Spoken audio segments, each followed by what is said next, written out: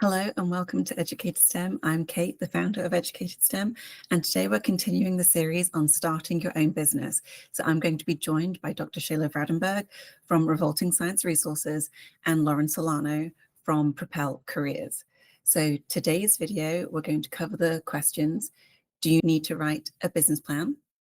Do you have the funds to begin the business? And if not, how are you going to get started? How will you support yourself while beginning the business? And will it hopefully become a full-time job? So I hope you find this video helpful. Do you need to write a business plan when you start a business? I have not. That's really naughty of me to say, but I do not have a business plan other than what's in here. Lauren? So in business school, we definitely wrote a few business plans for a few different courses and other things I was involved in. So I don't know that you have to write a full business plan. I mean, because it can be very lengthy and so forth. However, I do think it's important to, if you're not going to write a whole one, it's important to think through some of the points we talked about. What's the competition? Is there actually a need here that I can serve? And is there actually a need here people will pay for? And okay, so what are the financings? So like Shayla, also myself, credit cards basically helped finance, and my sister covered my mortgage for the first year of starting Propel. I paid her back, thank God. But without her like covering my expenses basically for the first year of Propel and running up my credit cards a little too high, it would have been, I wouldn't have been able to do it. You know, I didn't seek angel funding or any sort of outside funding for these things. But you do have to think about like, what are the economics, right? What people might you need?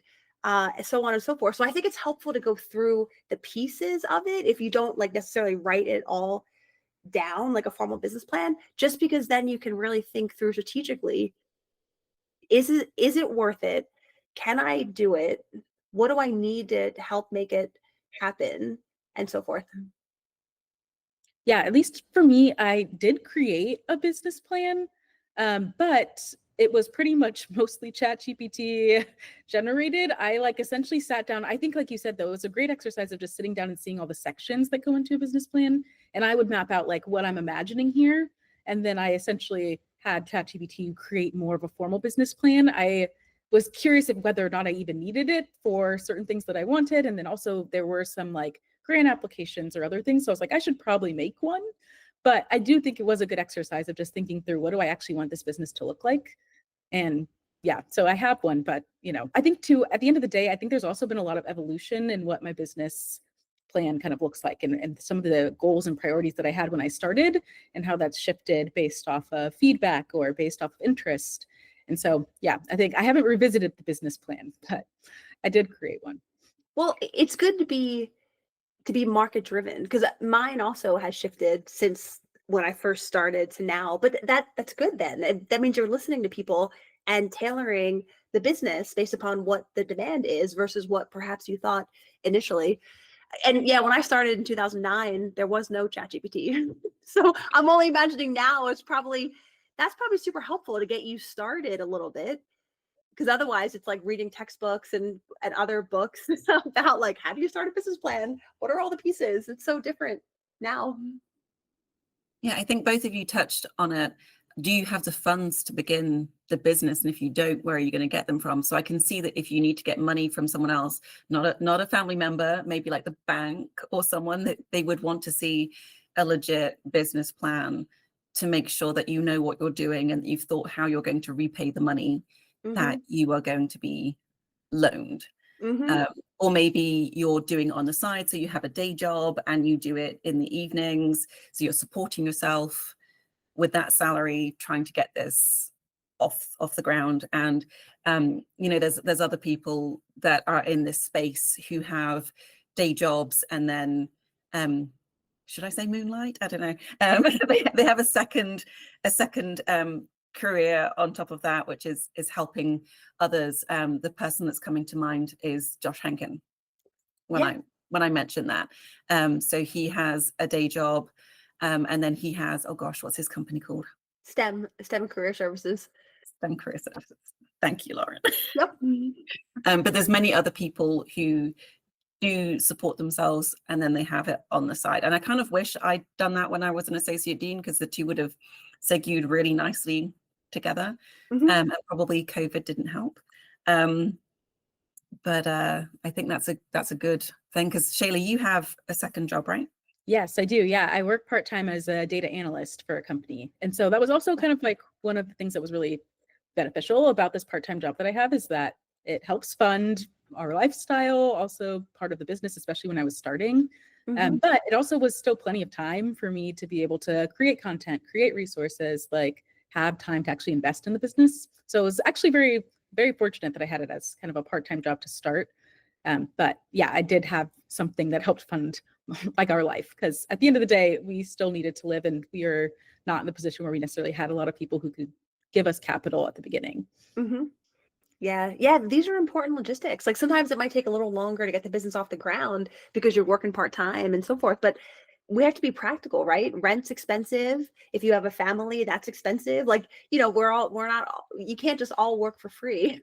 So, and to your point, Kate, like if you were raising venture money or angel money or bank loans, they will want to see something a little more formalized. They will want to see a slide deck of what are the growth trajectories and what's the market look like. And so there needs to be a little more, even more diligence done on those contexts to be able to then walk them through the story to help then get investment from them. And then there's a whole bunch of, keeping track of it all, and, report outs and other things that have to happen there also. But yeah, it's good to think through these things. Okay, it's a lot of things that I have never thought about. So that's good. And then obviously, if you're starting a career or starting a new business, do you intend to make this like your full-time focus? Is this hopefully what you want to do full-time? Is that your end goal? What is your end goal? Hmm. Yeah, because I mean, some people do. They have like a full time and a side thing. Other people just have the full time thing. I think that's probably more of a personal choice that people want to make, depending upon the market. I mean, I know from a financing, or from a, let's say, a revenue perspective, universities are kind of tighter when it comes to money for speakers in most cases, right? So it is really hard to build just a speaking business if you're targeting only universities, and if you're not like the keynote speaker making 20 grand for a talk, which would be amazing if that ever becomes the case. So then it's nice to supplement with other things to make sure you could still deliver what you're hoping to deliver and helping people, but in a way that works out for your personal situations. Yeah, no, I think it's a good point, and from my perspective, it's very helpful. And Shayla, maybe at some point in the future, you will also appreciate this. Is because I'm kind of part-time as educated STEM, I have time for my son. So I work things around his schedule. So when I give webinars or whatever, I'm available whilst he's at school. Because it is, I can do it when he's out of school, but then there's a rambunctious 9-year-old running around in the background. It might not be as ideal for the people that I'm speaking for. And then obviously when you go and give seminars at big conferences, then you're gone for 4 to 5 days, and you need to figure out, what's going to happen with him. So it's just something to consider. Whilst it would be wonderful to be full-time as educated STEM, right now it's not realistic. It'll be harder for me. And so I'm grateful that I have the flexibility. Mhm. Yeah, I think that's one of the things that I really like about creating your own business, is you do get a lot of flexibility. You get a lot of choice. You get to decide what works for you, what works for your lifestyle, your family, and you get to make some of these choices in terms of, do you want this to be part-time? Do you want it to be full-time? Do you want to, take a certain job because maybe that one's going to take a full week?